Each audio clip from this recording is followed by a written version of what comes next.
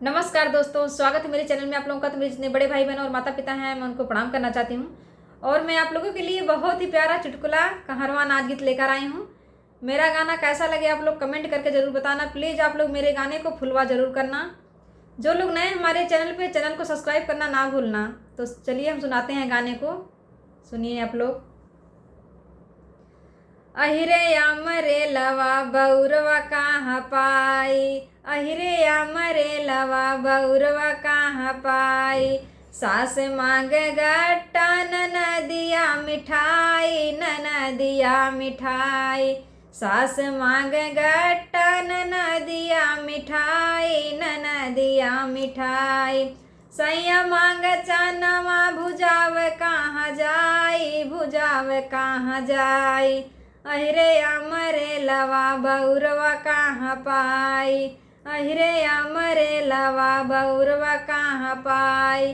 बौरवा कहाँ पाई, बौरवा कहाँ पाई, बौरवा कहाँ पाई।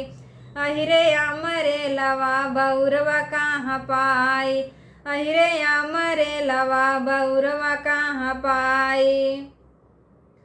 सास मांग गद्दा ननदिया रजाई, ननदिया रजाई।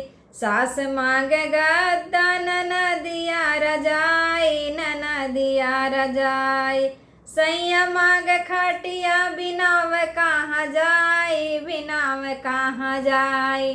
अहिरे अमरे लवा बौरवा कहाँ पाई, अहिरे अमरे लवा बौरवा कहाँ पाई। बौरवा कहाँ पाई, बौरवा कहाँ पाई, बौरवा कहाँ पाई।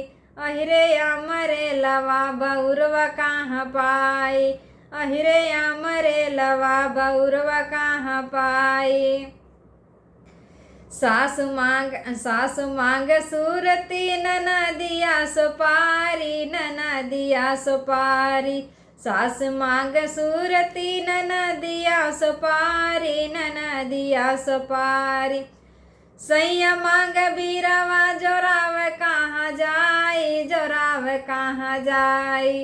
अहिरे अमरे लवा बौरवा कहाँ पाई, अहिरे अमरे लवा बौरवा कहाँ पाई। बौरवा कहाँ पाई, बौरवा कहाँ पाई, बौरवा कहाँ पाई।